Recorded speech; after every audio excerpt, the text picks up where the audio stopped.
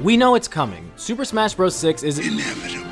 Is it coming anytime soon? No. In fact, we've still got a few more DLC fighters in Ultimate that we're waiting on. So why talk about it? Because that's what we Smash fans do. We scream and theorize and salivate over future Smash content before Sakurai has even had time to cry himself to sleep. It's a vicious, endless cycle with no mercy. Yay! Hello guys, it's James and Andres. I know it's been a minute, but yes, we are alive. And right now, we're here to explore 6 potential paths for the upcoming 6th installment of the Super Smash Bros. Franchise. These ideas are not based on leaks, they're not based on rumors or official information. They're based on nothing. They're nothing. We have nothing. But we do have our common sense, as well as our imagination. So let's shut up and get started. The most probable path that Smash 6 will take is the same one that every Smash game has, creating a completely new game more or less from scratch. New theme song, new layout, new character models, mediocre online play. It's unlikely everyone is here this time around, though we can't be certain at this point. Our best bet is that the original veterans will return, as well as a handful of other regulars, but that the focus would shift to modern iconic Nintendo characters, and would be less about third-party, echoes, or outdated folks. Sorry Terry, sorry Chrom, make some room for Pink Gold Peach! Just kidding. Hopefully. An updated Smash could potentially mean new movesets for returning characters, so long Flood, updated graphics or whatever that means for Nintendo, new game modes that we'll hopefully revisit more than once every few months, and refined gameplay mechanics.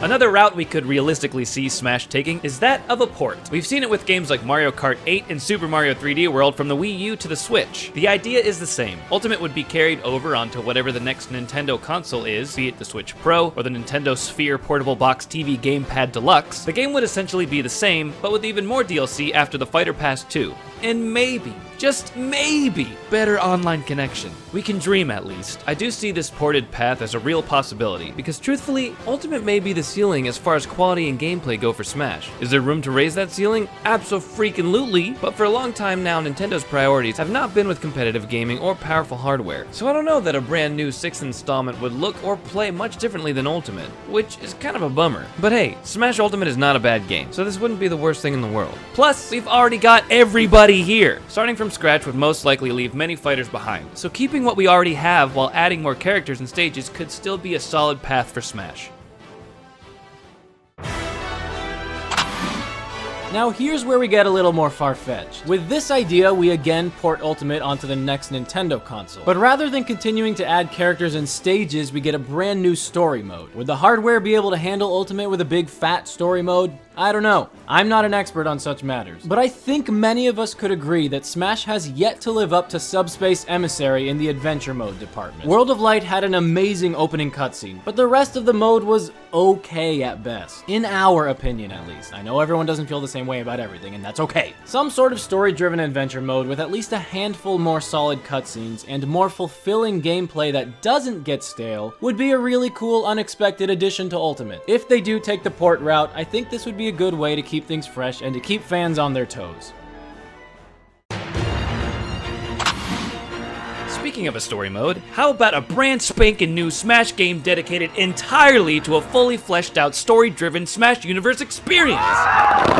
This idea is way out there and pretty unlikely, but let's just entertain the idea for a minute. What if the developers took a break, just a break guys, from what we've come to know about Super Smash Bros. And went in an entirely new direction? An action-adventure game with the story at the center, something along the lines of Legend of Zelda, but even more expansive. The character interactions we love, the franchise crossovers with a large mix of cinematic cutscenes and in-game cutscenes that blend into the gameplay. Gameplay that perhaps even departs from the platformer style and dives fully into third-person 3D exploration, or maybe even a mix of playstyles depending on the mission. So yes, it would be a very different Smash game, but could still focus on the clashing of various Nintendo franchises, ultimately fighting together to take down some of Nintendo's biggest baddies through hours and hours of exciting story and adventurous gameplay.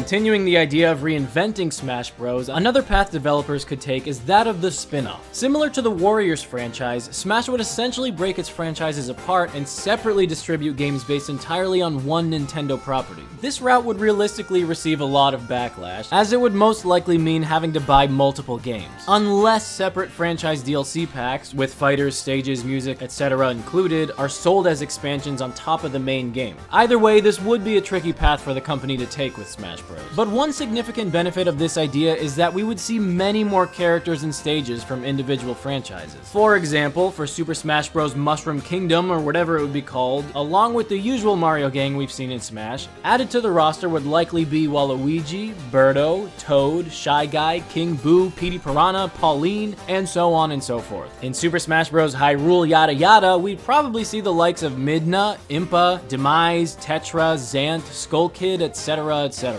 So in this regard, this path would actually be kinda cool, as we'd see many faces in places we may never get to in a regular Smash game. Plus, it could be up to the player to pick and choose which Nintendo franchises they're interested in playing, though I'd assume many properties would be left out of this new direction. But again, that would mean even more money from our pockets and varying experiences among the Smash community. Is this a good idea? I'll leave that up to you guys in the comments. Now, this idea is the least probable to occur, but one I've admittedly daydreamed about a few times throughout my life. Again, this path turns Smash Bros. On its head and remodels it in the style of a modern multiplayer first-person shooter. Think less Call of Duty, more Overwatch.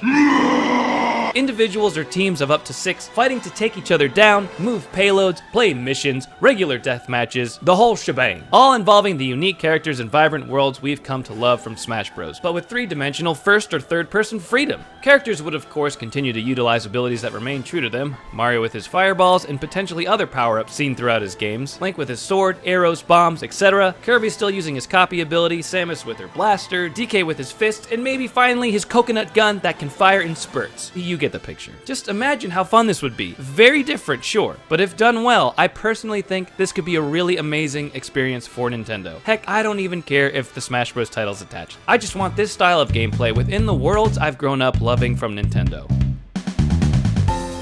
Wow, that was it, guys. That was the video. 6 ideas or something for Smash, the 6th one. What are your predictions for the future of Smash? What are you hoping for? Let us know in the comments you write on your school's bathroom walls. Thanks for watching, guys. Apologies for some of the silence on our end. We try to keep you updated in the community tab, but like their algorithm as a whole, YouTube doesn't like to share anything with our subscribers. But nevertheless, we're still here, posting when we feel like it, and streaming every Thursday evening. Thanks, guys, for watching. Bye-bye.